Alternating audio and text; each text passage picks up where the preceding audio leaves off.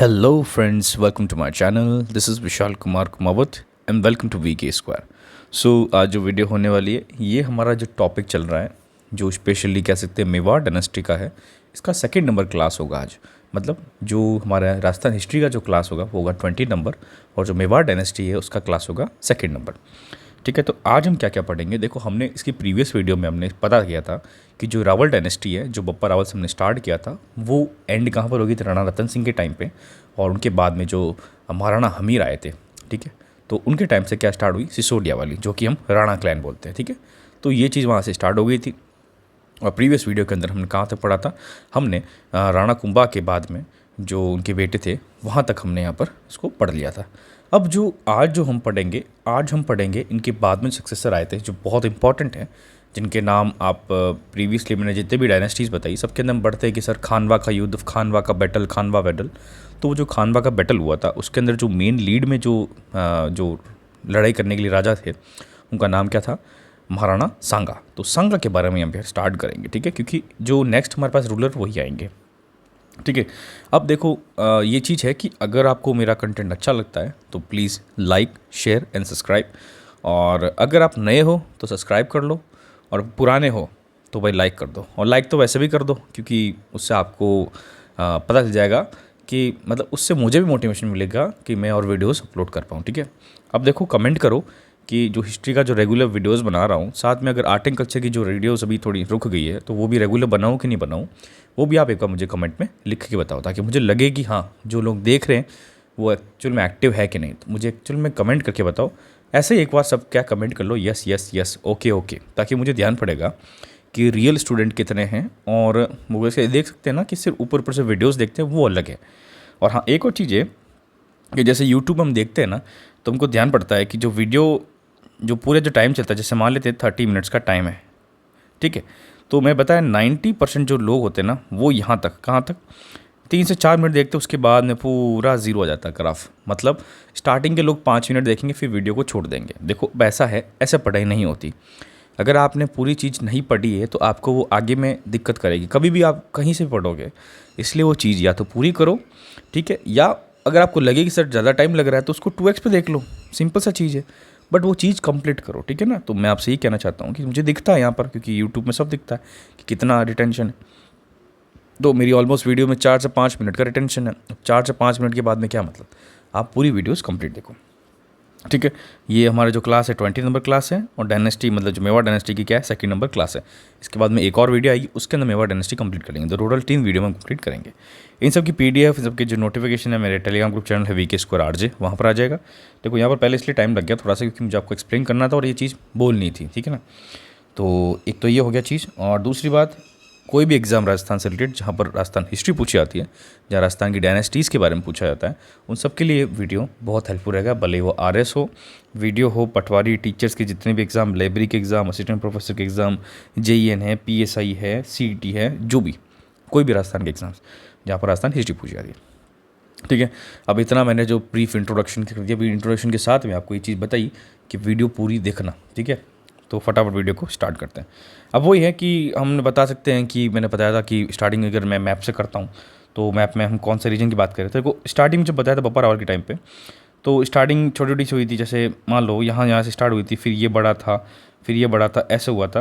और अब जो महाराणा संगा के टाइम पे बोलते हैं ऐसा कि महाराणा संगा के टाइम पे लमसम इतना बढ़ गया था मेवाड़ का जो डायनेस्टी, क्योंकि मेवाड़ा संगा यहाँ तक आ गए थे, बयाना के फोर्ट के तक। ठीक है, बयाना का युद्ध भी पढ़ेंगे हम। ठीक है, तो हमको पता है कि महाराणा संगा काफ़ी लंबा चौड़ा इनका एक्सटेंट हो गया था उस टाइम। तो महाराणा संगा बोलते कि बेस्ट रूलर, मतलब ग्रेटेस्ट रूलर थे किसके, मेवाड़ डायनेस्टी के। अब उनकी जो रूल ख़त्म कब हुआ था वो भी पढ़ेंगे, किसके युद्ध में हुआ था, तो बाबर वाले युद्ध में, जो खानवा युद्ध हुआ वो लास्ट युद्ध था। ठीक है, ही वॉज द ग्रेट, मैं कह सकता हूँ कि वॉरियर, बहुत अच्छे वॉरियर थे। तो स्टार्ट करते हैं महाराणा संग्राम सिंह। इनका दूसरा नाम क्या है, संग्राम। ठीक है, इनको हम किस नाम से जानते हैं, सांगा। अब ईयर यहाँ पर क्या लिखा हुआ है, 1509 से लेकर 1528। ठीक है, इनके 2 नाम थे, एक नाम था हिंदूपथ, ठीक है, दूसरा था ruins of soldier.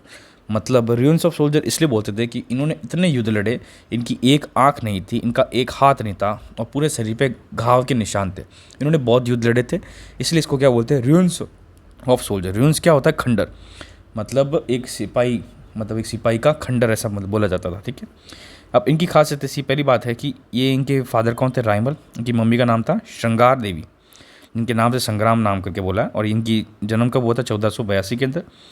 And with rich prediction of being a king, इनका प्रोडिक्शन मतलब इनकी जो कयास लगाई थी, ये बहुत बेस्ट किंग रहेंगे। अब जैसा कि हम पढ़ चुके प्रीवियस वीडियो में कि जो पृथ्वीराज था उसको वो मतलब युद्ध में मर गया था, और जो जयमल था उसको मार दिया था, ठीक है। तो ये दो तो बड़े भाई थे, दोनों जब मर गए थे तो उसके बाद राइमल ने जो तीसरा बेटा था जो कि अजमेर में रहता था, जो इसको मतलब पूरी कह सकता हूँ कि जो अपब्रिंगिंग थी बचपन से वो अजमेर में हुई थी, तो उनको बुलाया गया। उनका नाम था महाराणा सांगा, उनको यहाँ पर राजा बनाया गया था, ठीक है। अब सांगा के बारे में बात करते हैं।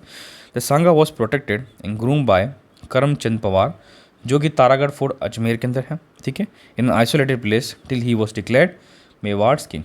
मेवाड़ किंग कब बने, 1509। और इनके बारे में एक और डायलॉग बोला जाता है, मतलब एक चीज़ है कि he was the last Hindu ruler and he was greatest, ठीक है। This was greatest last ruler of India. अब देखो बेसिक आपको मैंने अंडरस्टैंडिंग समझा दी कि सर क्या क्या चीज़ें होती हैं, क्या क्या चीज़ें नहीं होती है, ठीक है। कि भाई पहली बात यह है कि इनका जो निकनेम क्या था, हिंदूपथ, ठीक है। दूसरी बात ये इनके फादर का नाम क्या था, रायमल। इनकी मदर का नाम था श्रृंगार देवी। इनके बॉर्न कब हुए थे, 1482 में हुए थे, ठीक है। इनके दो बड़े भाई थे, दोनों की डेथ हो गई थी। इनका नाम क्या था, पृथ्वीराज और जयमल, ठीक है। फिर बाद में हम बात करते हैं कि ये मतलब इनकी अपब्रिंगिंग कहाँ पर हुई थी, ठीक है। इनकी अपब्रिंगिंग कहाँ पर हुई थी, एक सेकेंड, ओके, कि भाई तारागढ़ फोर्ट है जो अजमेर में हुई थी, ठीक है। और इनको राजा कब बनाया गया था, 1509 में राजा बनाया गया था। ये लास्ट रूलर थे। अब इनके बारे में जो हम यहाँ से पढ़ेंगे, यहाँ से क्वेश्चन आपको एग्जाम में काफ़ी मिल सकता है, ठीक है, क्योंकि यहाँ से हम इनके मिलिट्री जो इन्वेजन मतलब मिलिट्री जो स्ट्रैटेजीज थी उसके बारे में डिटेल में पढ़ेंगे। तो देखो बेसिकली मैं आपको बताता हूँ कि 3 चीज़ों में डिवाइड करता हूँ, ठीक है। एक तो है मालवा, दूसरा है गुजरात, और तीसरा है दिल्ली, ठीक है। यहाँ पर ये सक्सेसफुल रहे, यहाँ पर सक्सेसफुल रहे, यहाँ पर पहले सक्सेसफुल, लेकिन बाद में जाए खानवा में वो हार गए। तो मैं कह सकता हूँ दिल्ली सल्तनत में जो स्टार्टिंग में जो लोधी डायनेस्टी थी उसमें दिक्कत नहीं है, उसमें तो सबको हरा दिया था।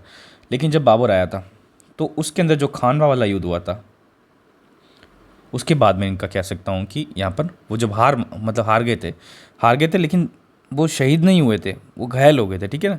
तो वो उसके बाद में क्या है, दिल्ली के बाद में इनका जो पर्चा था, मतलब जो कह सकता हूँ बहुत ज़्यादा जो हाइप में चले गए थे, तो वो बाद में वहाँ पर डाउन हो गया था एकदम। तो याद रखना, पहले मालवा, गुजरात और दिल्ली, ठीक है। मालवा में भी जीते, गुजरात में भी जीते और दिल्ली में भी जीते स्टार्टिंग में, बट बाद में ये जब मुगल सल्तनत इस्टेब्लिश हुई तब ये हार गए थे, ठीक है। जो बैटल ऑफ पानीपत के बाद की बात है। तो सबसे पहले स्टार्ट करते हैं हम यहाँ पर गुजरात की बात करते हैं। किसकी बात करेंगे, we will start from Gujarat and Sanga. अब गुजरात की बात पता है कि on the death of Mahmud Begada, जो गुजरात का किंग था, तो क्योंकि जो गुजरात का किंग स्ट्रॉन्ग किंग था, तो जब इसकी डेथ हो गई थी तो सांगा चाहते थे कि एक लॉयल किंग को रखना चाहते थे। कहाँ पर, इदार स्टेट में। अब देखो इदार स्टेट पता है, इदार स्टेट ऐसा बोलते हैं कि ये जो इलाका था ना, ये गुजरात के, ये देखो ये गुजरात है और ये राजस्थान है, इसके जो बीच का जो इलाका था ना, इसको क्या बोलते थे हम यहाँ पर, ईडार। क्या बोलते थे, ईडार।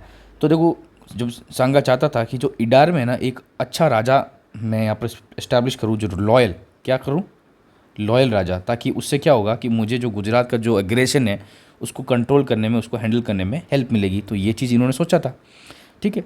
तो Sanga wanted to have a loyal king in the Idar state which is area between Mewar and Gujarat and is being strategically crucial for सांगा।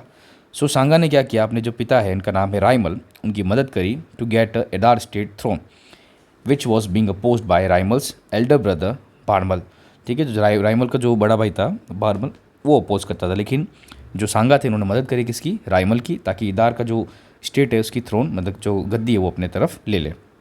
लेकिन सांगा जो इंटरवेंशन जब हुई थी ईदार स्टेट में, तो जिसका जो गुजरात का राजा था ना, उसको गुस्सा आ गया, जिसका नाम था मुजफ्फर शाह सेकंड। अब गुस्सा आएगा तो वो क्या करेगा, अटैक करने की कोशिश करेगा, ठीक है। तो क्या हो रहा है, consequently Sanga had to fight against Muzaffar Shah second. Further, after Muzaffar Shah II, Gujarat's throne was to given to Muzaffar's eldest son. तो मुजफ्फर शाह था ना, वो भी बहुत बूढ़ा हो गया था। तो हमको ये भी पता था इनके बाद में जो इनके जो बेटा है सिकंदर शाह, उसको ये गद्दी मिलने वाली थी। However his younger brother Bahadur Shah wanted it. अब वहाँ पर भी वही सेम चीज़ थी कि भाई जैसे मैं मान सकता हूँ कि मुजफ्फर शाह है, ठीक है, इसका एक बेटा तो है सिकंदर, दूसरा बेटा हमारे पास है बहादुर। अब बहादुर जो बड़ा बेटा था ये तो मिलने तो इसको चाहिए गद्दी, तो मुजफ्फर शाह ने इसको गद्दी दे दी, लेकिन बहादुर शाह चाहता था मुझे चाहिए, तो बहादुर शाह कहाँ जाएगा, जो मुजफ्फर शाह का जो एनिमी होगा उसके पास जाएगा ताकि वो उसको गद्दी दिला दे। तो बहादुर शाह कहाँ गया, किसकी मदद ली, सांगा की मदद ली, सिंपल चीज़ है। सो ये चीज़ लिखी हुई सिकंदर शाह बना, however younger brother Bahadur Shah wanted it, therefore Bahadur Shah sought to shelter and support which were given by Sanga. ठीक है, महाराणा सांगा's mother showed great affection towards Bahadur Shah during his stay in Mewar. By helping Bahadur Shah Sanga continuously weaken the Gujarat state. ठीक है, तो गुजरात की यहीं पे ही कहानी है, इतनी ही कहानी है कि मतलब ये जैसे उनके जो दूसरा जो बेटा था जिसका नाम था बहादुर शाह, वो बाबा चाहता था कि मुझे राजा बनना है, तो महाराणा सांगा धीरे धीरे मैं कह सकता हूँ प्रॉक्सी वॉर्स करा के या धीरे धीरे बैटल्स करा के क्या करते रहे कि जो गुजरात का जो पूरा एम्पायर था उसको बहुत कमज़ोर कर दिया। ठीक है, और बाद में बहादुर शाह ने वापस जीत भी लिया था, हालांकि उसके बारे में डिटेल नहीं है, अपने पास यही चीज़ होनी चाहिए गुजरात के साथ इनके सांगा के रिलेशन क्या थे। ठीक है, नेक्स्ट हमारा जो स्टार्ट होता है वो होता है मालवा के बाद में।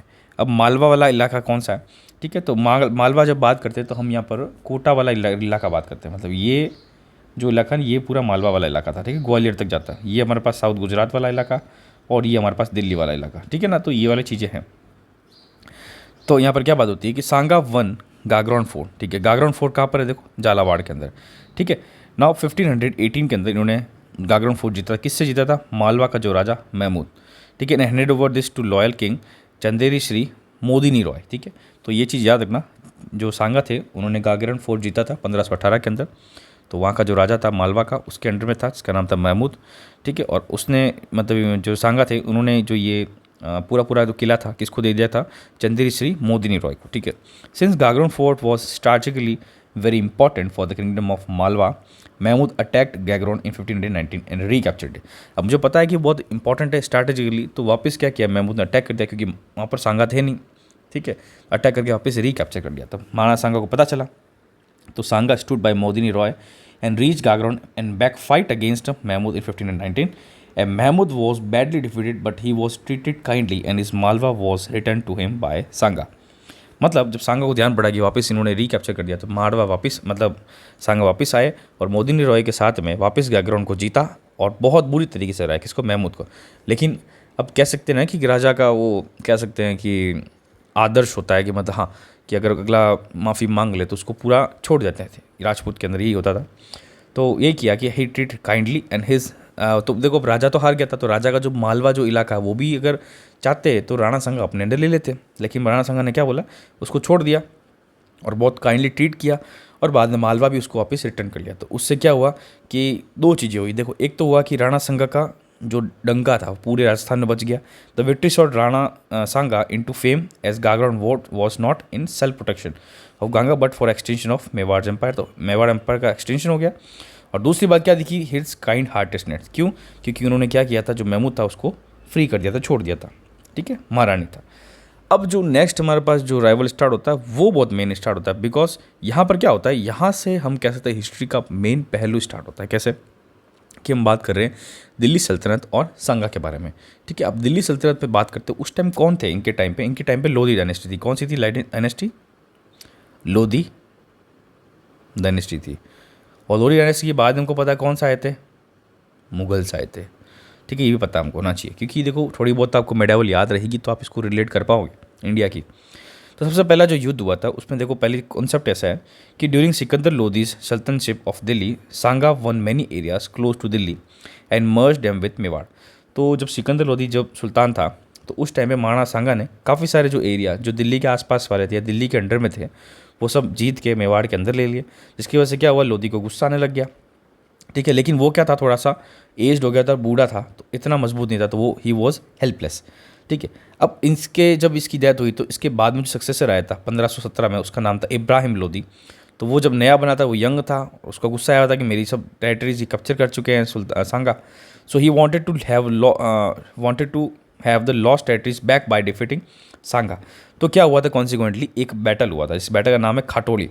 अब खाटोली जो है बॉर्डर है हड़ौती के बॉर्डर पे, वहाँ पर हुआ था। ठीक है, कौन सा, खाटोली 1517 में हुआ था, जिसमें लोधी हार गया था। तो ये चीज़ याद रखना कि दिल्ली सुल्तान जो दिल्ली सल्तनत का राजा क्या नाम है, इब्राहिम लोदी, उसको किसने हरा दिया था काठौली वॉर में? सांगा ने हरा दिया था। तो ये चीज़ बहुत इंपॉर्टेंट याद रखना, ठीक है। काठौली वॉर किसने जीता था? सांगा ने जीता था। नेक्स्ट क्या हुआ था, वापस अगर वो हार गया तो उसको गुस्सा तो आएगा, वापस रिवेंज लेगा। तो जो नेक्स्ट वॉर हुआ था उसका होता बारी वॉर 1519 में, 2 साल बाद में। In order to revenge the defeat of 1517 and Khatoli under the leadership of Mian Makkhan, Ibrahim Lodi again waged a war against Sanga at Bari, जो कि धौलपुर के अंदर है, इन 1519।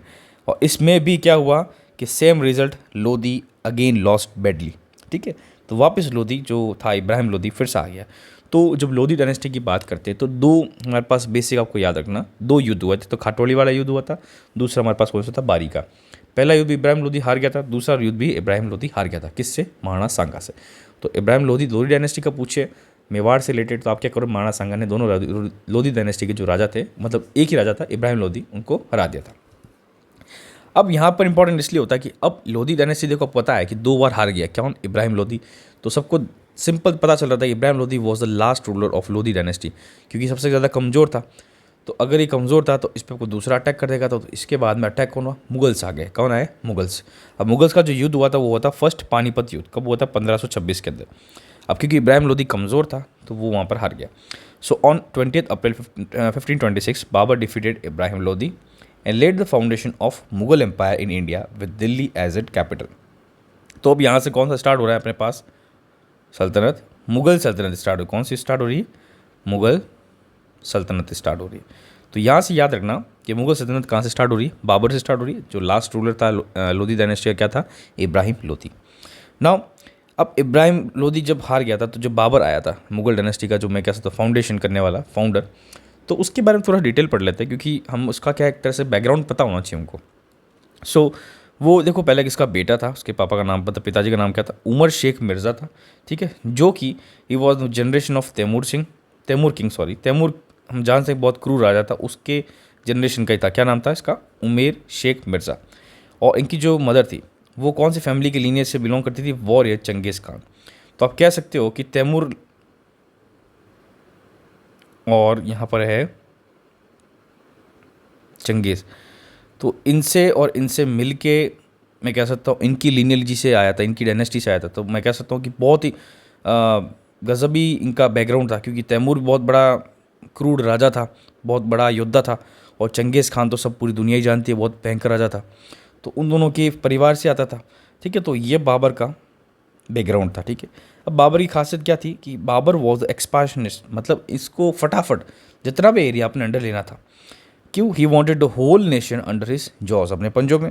However Maharana Sanga stood in a way, और उनको पता था कि महाराणा सांगा एक कह सकता हूँ कि सबसे मजबूत राजा था और इसको ही ये दिक्कत करेगा। तो सिंपल सा चीज़ है कि भाई युद्ध तो होना ही होना है, क्योंकि उसको पूरा पूरा भारत चाहिए, और बीच में आ गया महाराणा सांगा। तो महाराणा सांगा से युद्ध होगा definitely. So consequently the war was inevitable, the war तो होना ही होगा, ठीक है। तो जो पहला वॉर हुआ, अब जैसा मैंने बताया था कि दिल्ली के आसपास वाली जगह है जो महाराणा सांगा ने जीत के मेवाड़ के अंदर ले ली थी। तो जैसे ही बाबर बना था राजा, मतलब दिल्ली का, तो उससे सबसे पहले क्या किया कि बयाना का जो फोर्ट है भरतपुर के अंदर, उस पर अटैक करवाया, और वो जो फोर्ट है ना वो पूरा पूरा अपने अंदर जीत लिया, ठीक है। तो कौन सा युद्ध हुआ था? युद्ध यही था, बयाना का युद्ध। तो उसमें क्या किया था? Immediately after Panipat war Babur captured Bayana fort, जो कि भरतपुर में, थ्रू द वॉरियर किसकी, वो योद्धा की वजह से, महंदी ख्वाजा। किसकी? महंदी ख्वाजा। जब राणा सांगा को पता चला, when Rana Sanga came to know this, he defeated Babur's army on 16 Feb 1527 and capture Bayana fort back, ठीक है।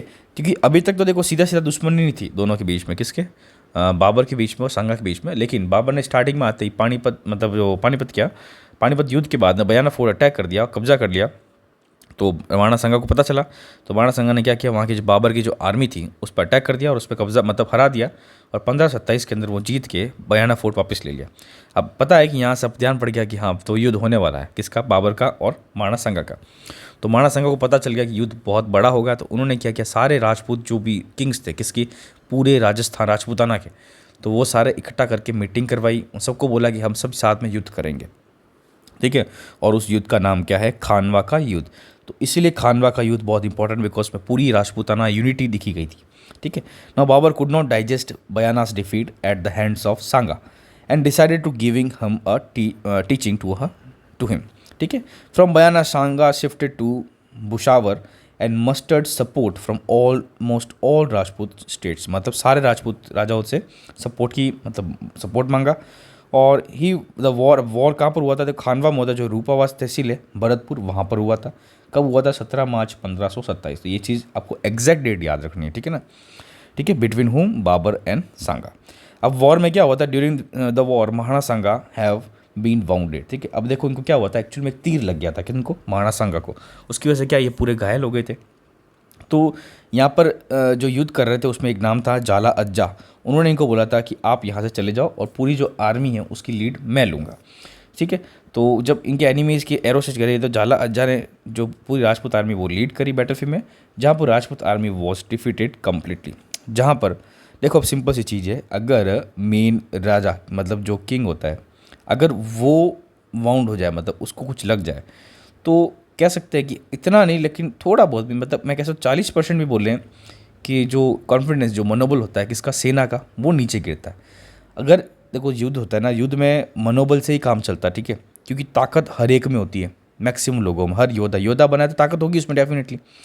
तो क्या होता है? कॉन्फिडेंस होता है। कॉन्फिडेंस अगर होता है कि वो 10 लोगों को 20 लोगों को मार दूंगा, लेकिन जब उनका जो मेन राजा, उनका जो मेन कह सकता हूँ हेड, अगर वो इंजर्ड हो जाए तो एक दिमाग में टेंशन स्टार्ट हो जाती थी। तो वो चीज़ हुई थी, ठीक है। तो जब राणा सांगा को, जब वो घायल हो गए थे, जब वो चले गए थे, तो एक तरह से कह सकता हूँ कॉन्फिडेंस है, जो मनोबल है, वो डाउन हो गया था। तो जाला अज्जा, लेकिन वो बाकी लोग थे, जितने भी योद्धा थे, सब ने बहुत वीरता से लड़ाई करी और शहीद हो गए, और राजपूत आर्मी यहाँ पर हार गई थी, ठीक है। अब wounded Sanga was taken to Baswa Jaipur के अंदर, जहाँ पर इनको वापस होश आया, ठीक है। अब ऐसा बोल सकते हैं कि आप बताइए कि खानवा वॉर के अंदर रीज़न क्या थे डिफीट की, मतलब क्यों हारी थी, और उसके बाद में उस वॉर का आउटकम क्या निकला। तो ये देखो क्वेश्चन है ना, ये आरएस के मेंस में आप लिख सकते हो, ठीक है। लेकिन दूसरे जो एग्ज़ाम की तैयारी करें उन सबके लिए क्या है, नॉलेज के लिए पर्सपेक्टिव में बहुत इंपॉर्टेंट है। तो अच्छी तरह से समझना कि देखो 2 रीज़न थे। देखिए, पहली बात कि बाबर जो स्ट्रैटेजी यूज़ कर रहा था वो था तुलुगमा मेथड, ठीक है, जो कि राजपूत वॉरियर्स ने कभी देखी नहीं थी। तुलुगमा वॉरियर्स मतलब एक तरह से कह सकता हूँ कि इनकी जो आर्मी का अरेंजमेंट है ना, वो अलग टाइप से करता था, तो वो कभी राजपूत रूलर्स ने देखी नहीं। तो राजपूत रूलर्स के लिए वो नई चीज़ थी, ठीक है। उसकी वजह से काफ़ी सारी कैजुअलिटीज़ हुई। नेक्स्ट, बाबर्स के पास कैनन्स और गन्स भी थी आर्मी में, जिसकी वजह से क्या हो, राजपूत जो आर्मी थी उनको एकदम डर लगने लग गया कि ये चीज़ क्या है, कि उस टाइम इतना था नहीं हमारे पास। तो वो जो कैनन्स और जो गोलियां बारूद आया था, तो उससे भी क्या हो गया था, एक वो कह सकते हैं डर का माहौल भी स्टार्ट हो गया था।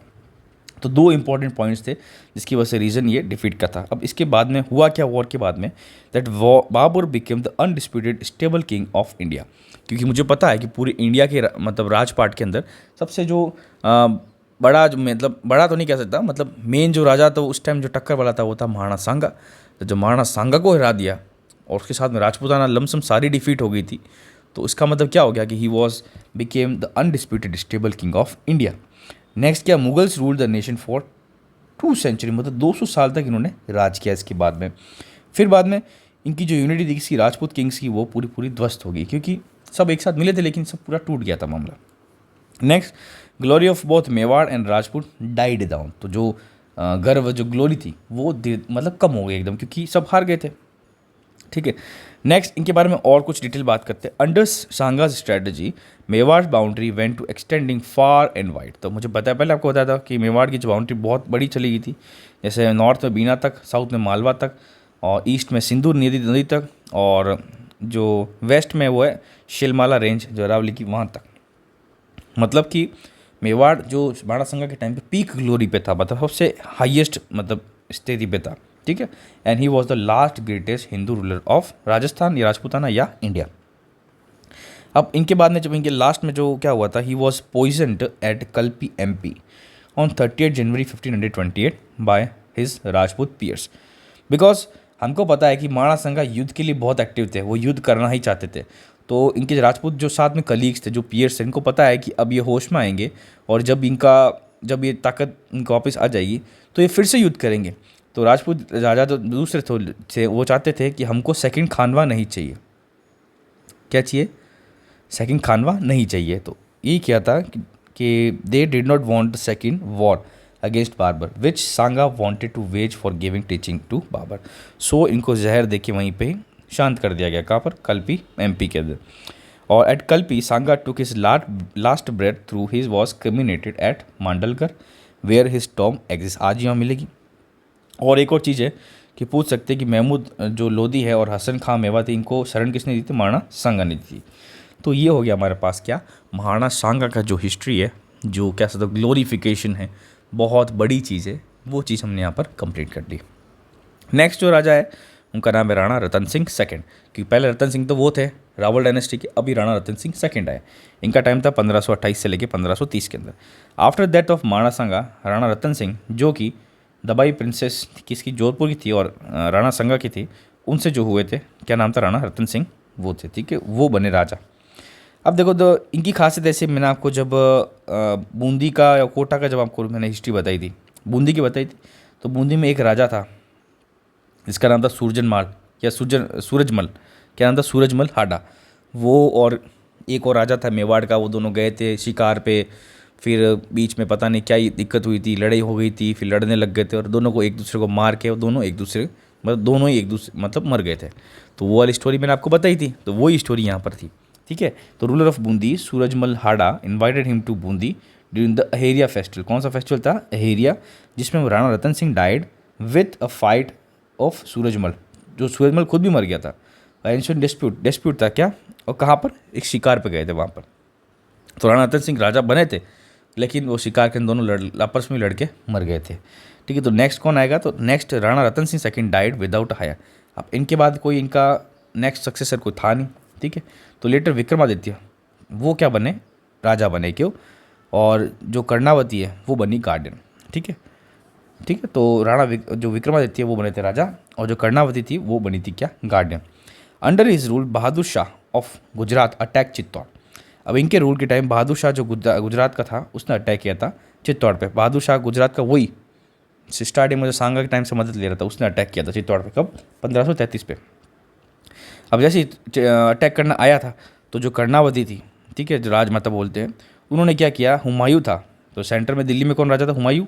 उसको मदद मांगी एक राखी बेच के, ठीक है, बट लेकिन उसने रिफ्यूज़ कर दिया। लेकिन लास्ट में क्या, बहादुर शाह जब भी आया तो वो आने के बाद मतलब आते ही एक ट्रीटी साइन हो गई, जिससे क्या उसने यहाँ पर चित्तौड़ में अटैक नहीं किया। लेकिन बहादुर शाह तो बहुत, मैं कह सकता हूँ, फ्यूरियस था, वो चाहता था कि मैं मेवाड़ पर अटैक करूँगा। तो but in January 1535 Bahadur Shah attack again Chittor. तो इसमें फिर से कर्णावती जो थी राजमाता, उन्होंने फिर से मदद मांगी से हुमायूं से। तो हुमायूं ने चिट्ठी पढ़ी और हुमायूं वहाँ से निकला और वो ग्वालियर तक पहुँचा। लेकिन बहादुर शाह ने हुमायूं को भी चिट्ठी भेजी और ये कहा कि मैं जिहाद पे चल रहा हूँ, तो मेरे बीच में कोई नहीं आएगा। तो उसकी वजह से क्या, हुमायूं वहाँ पर नहीं आ पाया और उन्होंने इंटरफेयर नहीं किया, और हुमायूं कहाँ पर रहा? ग्वालियर में ही रहा। अब पता है कि वो वहाँ पर आएगा बहादुर शाह। तो यहाँ पर जो विक्रमादित्य और उदय सिंह दो जिने थे, ठीक है, बहुत छोटे थे उम्र में दोनों, मतलब उदय सिंह तो बहुत ही छोटे थे, मतलब मैं कह सकता हूँ नवजात, मतलब कैसे होते, 1-2 महीने 2-3 मतलब 1-2 महीने 4 महीने के होते हैं छोटे से बच्चे, वैसे थे उदय सिंह और एक विक्रमादित्य। तो जो कर्णावती थी, इन्होंने इन दोनों को भेज दिया, यहाँ से कहाँ भेजा? बूंदी भेज दिया, सेफ प्लेस पे। और खुद ने जौहर कमिट किया along 1300 women which was regarded as second saka of Chittor. और फिर यहाँ पर लड़ा कौन? मेवाड़ से। मेवाड़ से लड़े देवलिया रावत बाघ सिंह, ठीक है, रिप्रेजेंट किया किसको? महाराणा विक्रमादित्य को, और वो भी वहाँ पर शहीद हो गए। तो सेकंड साका कब हुआ था? कर्मावती के टाइम पे, मतलब विक्रमादित्य के टाइम पे। अब ये दोनों बूंदी में चले गए। तो देखो, जब विक्रमादित्य बड़ा था, थोड़ा सा बड़े थे, तो Vikramaditya return from Bundi to Chittor and took reign with the help of Humayun. फिर बाद में पता, बहादुर शाह एक बार तो आता है, जिहाद करता है और जो भी जीता के लूट उठा के चला गया। तो बाद में वापस हुमायूं की मदद से विक्रमादित्य वापस चित्तौड़ का राजपाट संभाला, ठीक है। लेकिन 1536 में जो बनवीर था, बानवीर, जो कि पृथ्वीराज और जो एक मेड थी पुतल दे, उसका बेटा था, ठीक है, तो उसने क्या किया? विक्रमादित्य को मार दिया, क्योंकि उसको चाहिए था कि मुझे तो राजपाट चाहिए मेवाड़ का, और वो चाहता था कि उदय सिंह को भी मारूं। लेकिन अब उदय सिंह को मारा था, तो उदय सिंह तो बहुत छोटे थे उस टाइम। तो यहाँ पर एक स्टोरी आती है जो हमको बहुत याद रखनी चाहिए, पन्ना बाई वाली, कि एक पन्ना बाई थी, उन्होंने अपने खुद के सगे बेटे जिसका नाम चंदन को, उसको उदय सिंह की जगह पे रख दिया और उदय सिंह को लेके चले गए।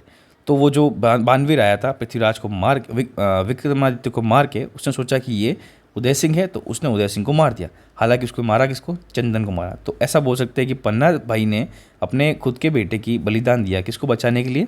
उदय सिंह को बचाने के लिए। और उदय सिंह को कहाँ भेज दिया? Asha Devpura fort guard of Kumbhalgarh. तो पन्ना देव को बोलते हैं कि पन्ना देव ने बहुत बड़ा अपने सगे बेटे का सेक्रीफाइस दिया था। तो इनका नाम यहाँ पर बहुत हिस्ट्री में आता है। ठीक है, ठीक है। तो अब यहाँ पर हमारा आज का जो सेशन है कंप्लीट कर लेते हैं। अब इसके बाद में जो पढ़ेंगे, हम पढ़ेंगे किसकी बात करेंगे? उदय सिंह के बारे में बात करेंगे। अब उदय सिंह वही हैं जिनके बेटे the great warrior Maharana Pratap थे। वो आएगा नेक्स्ट वीडियो में। ठीक है, तो यहाँ पर आप याद रखना कि हम उदय सिंह तक कंप्लीट कर लिए हैं। तो उदय सिंह का जो स्टोरी आप देख सकते हो, इनका बचपन किस टाइप से निकला, इनकी कितना खतरा था, इनको कितना मारने का कोशिश किया गया। किसने मारने की कोशिश किया? खुद के ही, कैसे तो चाचा, ठीक है, जो कि चाचा या दादा जो भी है, पृथ्वीराज और उनकी जो मेड थी उनसे हुए थे। तो क्योंकि उसके भाई को उसके बाद तो मार दिया था। तो ये सारा कॉन्सेप्ट आप यहाँ पर समझ सकते हो। ठीक है, तो बस आपसे यही कहना चाहता हूँ। अब देखो मेरी बात सुनो, अगर आप वीडियो यहाँ तक देख रहे हो तो बहुत बढ़िया है। अपने आप को, मैं आपको 100 नंबर देता हूँ, 100 मार्क्स। ठीक है, आउट ऑफ 100 मार्क्स, क्योंकि आपने पूरी वीडियो देखी है। बस मेरा ही कहना है कि वीडियो पूरी देखो। हालांकि आप उसको 2x पे देख लो, और अगर आप यूट्यूब प्रीमियम है तो उसको 3x पे देखो, बट एटलीस्ट 2x पे देख लो, क्योंकि वीडियो पूरी देखोगे तो आपका काम होगा। ठीक है ना। तो सेकंड वीडियो में हमने यहाँ पर कहाँ तक कंप्लीट कर लिया? हमने उदय सिंह तक स्टार्ट हो रहे हैं। ठीक है, अब जो नेक्स्ट वीडियो आएगी थर्ड वाली, उसमें उदय सिंह से लेकर पूरा एंड तक हम यहाँ पर मेवाड़ डायनेस्टी कंप्लीट कर लेंगे। तो बस वीडियो को लाइक करो, शेयर करो, सब्सक्राइब करो और टेलीग्राम ग्रुप चैनल पे ज्वाइन कर दो। Thank you very much.